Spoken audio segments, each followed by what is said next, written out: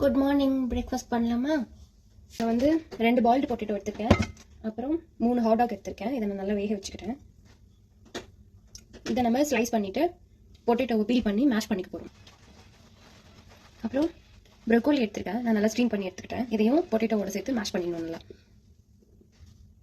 பொட்டேட்டோவை நல்லா மேஷ் பண்ணிவிடுங்க. நான் இது என்னோட குழந்தைக்கு கொடுக்கறதுக்காக ரெடி பண்ணுறேன். இட் வாஸ் பேபிக்கா கோழி. ஓகே, இந்த அளவு எடுத்துருக்கேன். இதையும் நம்ம நல்லா மேஷ் பண்ணிக்கலாம். நான் ஆல்ரெடி பொட்டேட்டோவில் சால்ட் போட்டேன், ஸோ அதனால இதில் போடல. கொஞ்சமாக சால்ட்டு ஆட் பண்ணிவிட்டு அதை நல்லா மேஷ் பண்ணிடுங்க. குழந்தைக்கு கொடுக்கறதுனால முடிஞ்ச அளவு நல்லா மேஷ் பண்ணிடணும். அப்போ தான் அவங்களுக்கு சாப்பிட்றதுக்கு ஈஸியாக இருக்கும், நமக்கும் கொடுக்கறதுக்கு கஷ்டம் இருக்காது.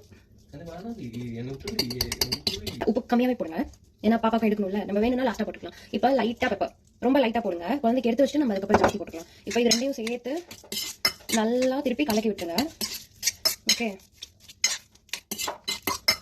கொஞ்சமாக சீஸ் ஆட் பண்ணுறோம். கொஞ்சமாக சீஸ் ஆட் பண்ணுறோம். கொஞ்சமாக சீஸ் ஆட் பண்ணிவிட்டு அதையும் நல்லா கலந்து விட்டுருங்க.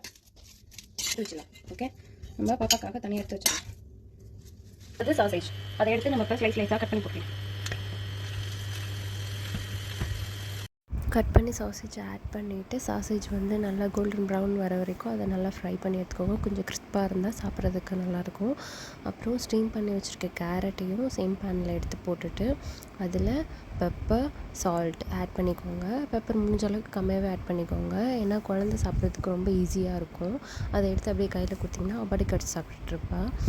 மோஸ்ட்லி நான் பண்ணுற ஃபுட் எல்லாமே பேபி ஃப்ரெண்ட்லியாக தான் இருக்கும். ஸோ சாசேஜ் வந்து குழந்தைக்கு கொடுக்கக்கூடாது, அது அவ்வளோ நல்லதில்லை. ஸோ அதனால் சாசேஜ் கொடுக்க வேண்டாம், அவாய்ட் பண்ணிவிடுங்க. சாசேஜும் கேரட்டும் ரெடி ஆயிடுச்சு. இப்படி சைட் நம்ம பாப்பாக்காக எடுத்து வச்சோம் இல்லையா, அதை வந்து கையில் பட்டர் தடவிட்டு நல்லா ஸ்மால் பாலாக உருட்டிட்டு அதை நீங்கள் இந்த மாதிரி அழுத்தி அதை வந்து ஃப்ரை பண்ணி எடுத்துக்கோங்க. சும்மா அந்த சீஸ் போட்டோம்ல, சீஸு மெல்ட் ஆகிறதுக்காக ஒரு 5 மினிட்ஸ் போட்டு எடுத்தால் போதும், அவ்வளோதான். இப்போது பேனில் பட்டர் போட்டுக்கோங்க. மறுபடியும் பட்டர் போட்டு நம்ம வந்து ஆல்ரெடி மிக்ஸ் பண்ணி வச்சுருக்கோம் மேஷ்டு பொட்டேட்டோ, ப்ரொக்கோலி, அதில் கொஞ்சம் சீஸ் போட்டு ஆட் பண்ணி வச்சுருக்கோம். நம்ம என்ன பண்ணணும், வீட் பிரெட் எடுத்துக்கோங்க. வீட் பிரெட் எடுத்து அது மேலே இப்படி ஸ்ப்ரெட் பண்ணிக்கோங்க. ஸ்ப்ரெட் பண்ணிவிட்டு பேனில் இப்படி வச்சுருங்க.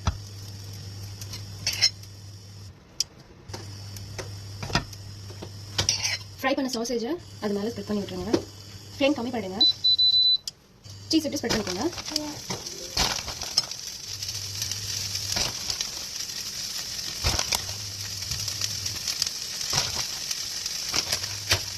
சீஸ் ஸ்ப்ரெட் பண்ணிவிட்டு கொஞ்சமாக தண்ணி ஆட் பண்ணிக்கோங்க. ஸோ நமக்கு அடியில் கறிதான் இருக்கும்.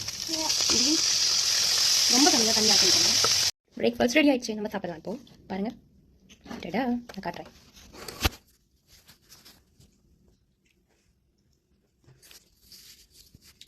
சாப்பிட்டு பார்க்கலாம்.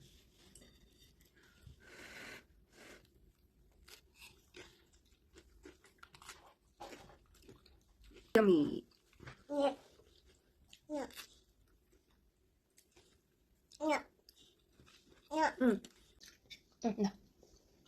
சாப்பிட்டேன். ஆச்சு சாமி, நீ ஃபஸ்ட்டு, அப்புறமா அம்மாக்கு சரியா?